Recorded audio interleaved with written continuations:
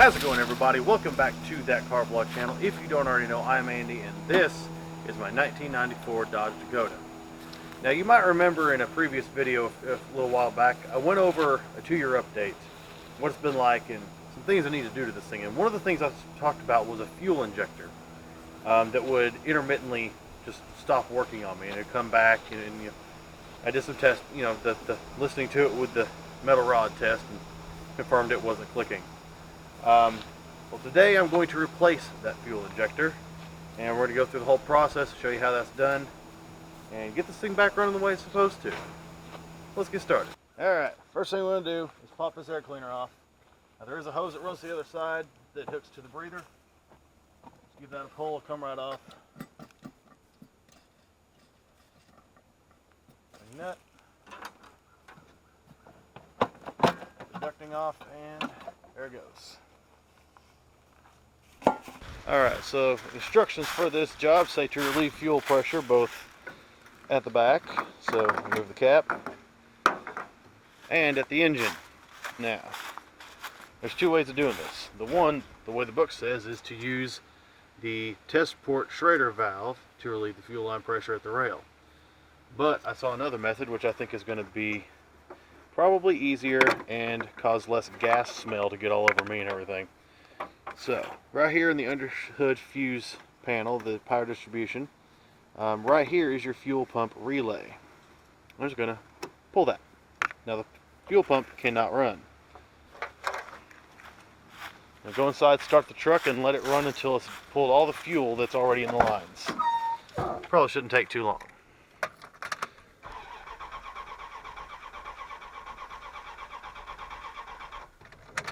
Or there's none in there already, which is perfect.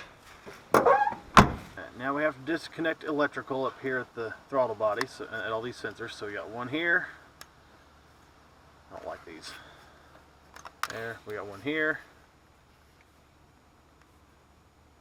Come on. And one in the back right here. There, now all the sensors are disconnected. Alright, now we take off our throttle cable. So you got one here, which I can only assume is maybe a kick down. We got one right here, which is the cruise control, and we got one here, which is your main throttle cable. So this one and this one in the back pop off the same way. They just kind of push and clip on, like that. The other one, you get that from behind. It's a little bit more difficult, but it will come out. And then right here is your main cable from the accelerator. It's kind of interesting because it wraps up under this little rocker here. You kind of pull this up and around, and a little bit more finesse, we'll pull it right out. Alright, now it is worth noting there is a vacuum line that connects right here to the throttle body and runs down and connects right here onto this hose. This is that vacuum line. So when I was figuring all this out, I went to move stuff around, touched it, and not very hard at all, and it just snapped right off. So be careful, your vacuum lines may be brittle. I'm going to see how it runs without it. I may end up getting a new one. I may end up having a problem with vacuum. We'll find out. But when take it off, be careful of that vacuum line. Actually, what I do is loosen up this bracket that holds the throttle cables on. So you can see they're attached to it right here. It attaches right here with 1, 2, 3 5/16 bolts. I'll get that loosened up. All right, next up we got 4 bolts up top on top of the throttle body. I just got a 1/2 inch on an extension. And just pop those. Once they're broken loose, they usually just come out without the ratchet. Just use the extension to turn them. And the throttle body will lift away. Now there is a gasket underneath here. Now I have a new gasket because I've had this apart before to test the fuel injectors. But you'll want to pick up a new gasket for this thing because it's probably going to be old and brittle. Alright, we got the bolts out. Throttle body will just lift right up. Now remember that vacuum line. It may try to separate itself. Be careful of that. And here's the underside of the throttle body. Just remember, you're going to have a gasket. This is a new one, so it's just fine. But the one on yours may be old as the truck, so it's going to be nice and brittle. Just make sure to buy a new gasket. This is what it looks like. Kind of suggestive if you ask me, but is what it is. Back over at the truck, we're just going to tip the throttle cables. There's a bundle up here. They'll kind of up under that part of the hood. It'll hold them just fine. And now we got to disconnect the electrical from the fuel injectors. All right, now to get the electrical connectors off, you can maybe see how they're connected right here. The best thing I've found is I've got this little pick, it's a hook. You do what you have to do. I just kind of get it up underneath here and kind of hook it and pull. I do that on both sides, and now usually get these connectors right off. Kind of hook it and pull, and there's one. And just do that 3 more times because we have to get this entire fuel rail off of this side. Okay, now technically you're probably going to want to remove both sides of the rail, but I don't want to do that because then I have to disconnect the fuel line. I have to have the tool to do that and all that good crap. So I'm going to just do the one side and be very careful about this cross hose. It appears to be flexible, but just be really careful with it. Now get the fuel rail out and injectors, just do some rocking. Mine is easy because I've had it out before and I put new rings on it. Yours may be extremely difficult. Just have some patience. Be careful, it will come up. Alright, so right here is the injector in question. Now if you remember from the video where I talked about everything that was wrong with this truck, I said it was the number 8 injector. This used to be the 8 injector. I swapped them. So this was 6. I never got the result to happen again, the problem to happen again, but I had already ordered the injector, so I'm going to replace it anyway since I have it. Now there's this clip right here. Just push back on this clip. It helps to hold the injector to the rail, you know, kind of assisting the O-ring in doing that. Right there. Don't lose that. You're going to need that later.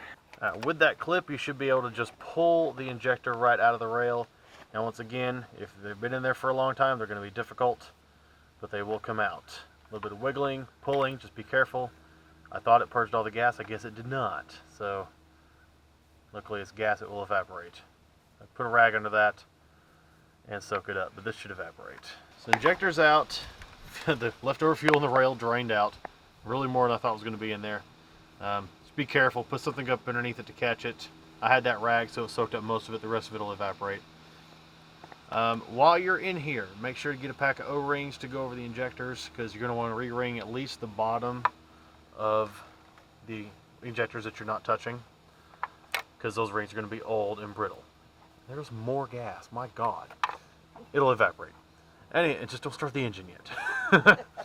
But make sure to do that. Now, some people may say if you're going to replace the injectors, pull the whole rail, replace all 8. I don't have the money to do that. I'm going to replace the bad one. Plus, the truck is old. If I ever get to a point where I do performance mods and I want to put higher performance, better injectors in there, I will. But for now, we're just replacing the one. All right, so here's the old injector. Remember to hang on to this. If you're going to buy an injector, actually, if you're going to go to the parts store or order from some online sources, pull this first, keep it, because you're going to need it for a core. Now over here is the new one. Now getting this new injector was an absolute pain, so I decided to go remanufactured. And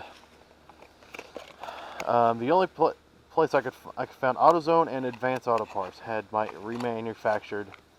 The other stores only sold new. New is $70+. Reman about 30 to 40. This is an AUS. I tried to get a reman from Advance and AutoZone, and they had none in stock and no hope of getting any anytime soon. So I got this on Amazon. The listing said it was the last one. So there's that. I think I spent about $35-ish on this. So here's a remanufactured injector. It's got new O-rings. It is ready to install. So we're just going to go in exactly reverse of removal, install this injector. So once again, you have the old one out. This will just pop right back into this spot right here. Just give it a nice good push. The O-ring may make it difficult to get in there. You might want to put some WD-40 or something around the O-ring or some silicone based lubricant to help that slide in more easily. But pop that in there and put the clip back on. Injector is in its place. It will try to be a little difficult, and then we just put the clip back on. Slides in from behind. A little bit of wiggling, make sure it hooks on the lip of that injector port, and it goes into the slots on the injector itself. The injector is installed in the rail. Now it's time to put the rail back down and all the injectors into their ports. These ports right here and here. Alright, so injectors back in their ports. Just putting it in. I want to push and wiggle on this rail. Mine's probably going to go in easier because I've had this apart a few times. And make sure, just get them all the way in there. See, that hurt. I felt and heard them kind of click. And now these tabs should be resting right on top of the bolt holes. And now, put the bolts in. Alright, you got your bolts in. Take your T40, get them nice and tight. I never found a torque spec. I don't think it's probably not going to matter that much. I'm going to plug our injectors back in. Now, if you're doing this and your connectors are not labeled, please, dear God, label them when you take them off so you don't mix them up. However, in this case, Dodge was nice enough to include little labels wrapped around each bundle of wires to tell you which one's which. So 8, 6, 4, 2, and then of course the odds on the other side. So as long as you know that odds are over there, evens are over here, and they go in order from front to back, you can't screw this up. Very easy, just pop them on there. Alright, now before I go any further, I've put my fuel pump relay back in, that way it will run. And I'm going to go inside the truck, I'm going to turn it on and run the pump to check for leaks. I'm going to turn the key to the on position. That should have the pump running. Get down in here. Apparently my blower motor's on, so I can't leave this thing on too long. But looks like we are good. There are no leaks. Obviously there's one shiny part that's a brand new injector, so don't be fooled by that. But no leaks. We're going to turn it back off and finish assembly. Alright, now I've pulled the cables back down, just kind of lay them down. This bracket needs to be relatively in its place. Lay my gasket back over. Grab my throttle body off my mobile workbench here. I'm going to set that down. Now I may have to do a little bit of wiggling, get a couple bolts in their holes to line that gasket and everything up. Put your gasket, then throttle body.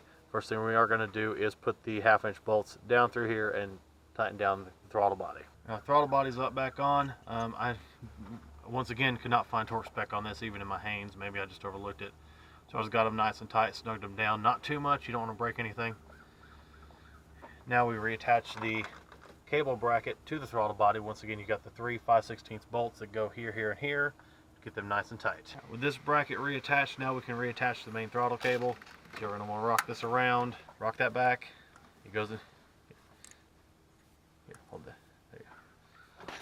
Alright, that goes back. You want to insert the cable here, and then it wraps around underneath and release. Now this is the, I'm assuming, kick down. Just attaches, just push like that, and then the cruise control goes on the back side. It goes on the same way, but you may want a pair of pliers to actually pull it into place from the back. Alright, now if those are back on, we'll reattach our electrical. There's 3 of those. 1, 2, and 3. Now at this point, if you did get the vacuum line off and it's not broken, put it back on. If it is, get one, or stay tuned because we're going to see how the thing runs without it.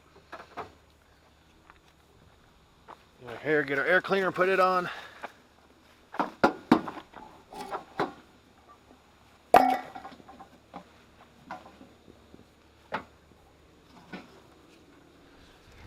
Sit right here. Remember to hook this big hose back up to the breather. And then I think we know how to put an air cleaner on. Alright, and there we are, fully reassembled. Let's go start it up.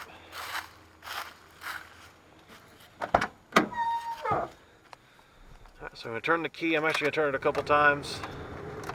Let the pump run a couple times, get some fuel up there. Hopefully it doesn't have a return function, it's just sucking right back in. Alright, we're going to fire it, and it may run rough for a second.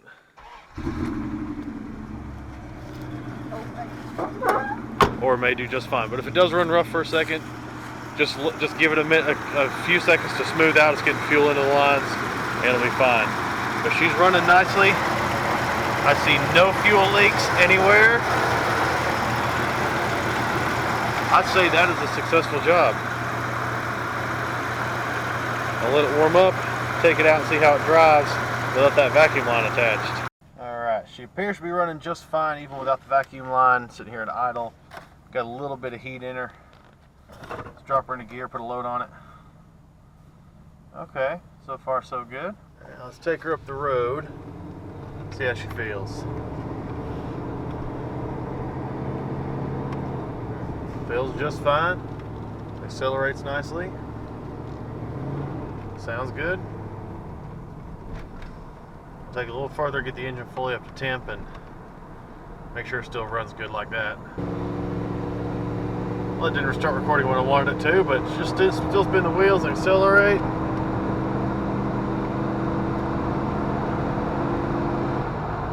Oh yeah, sure was good. Now let's get it back home and we'll wrap this thing up. I think we're job well done.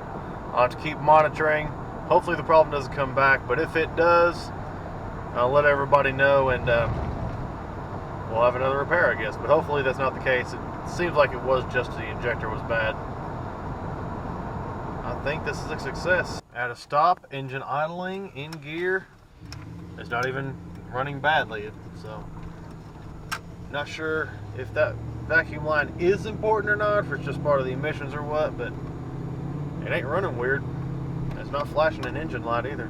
Alright, very good test drive. Checking one more time for leaks, but I don't see any leaks of any kind, so we are looking good. So that's going to do it for the fuel injector replacement on my 94 Dakota. Hope this helped anybody doing the job to know how to do it better, and maybe just enjoyed watching the video and another in the series on the Dakota. If any of those apply, make sure you hit the subscribe button if you haven't already. Give this thing a thumbs up. Make sure to follow on Instagram and Facebook at that car vlog channel, and check the description as always for a list of cars that I'd be willing to review and drive on the channel. I'm always looking for cars to review and drive, so if you got any offers whatsoever, hit me up on social media. Try to work something out. Anyways, thanks you all so much for watching. We'll catch you in the next one. Have a good one.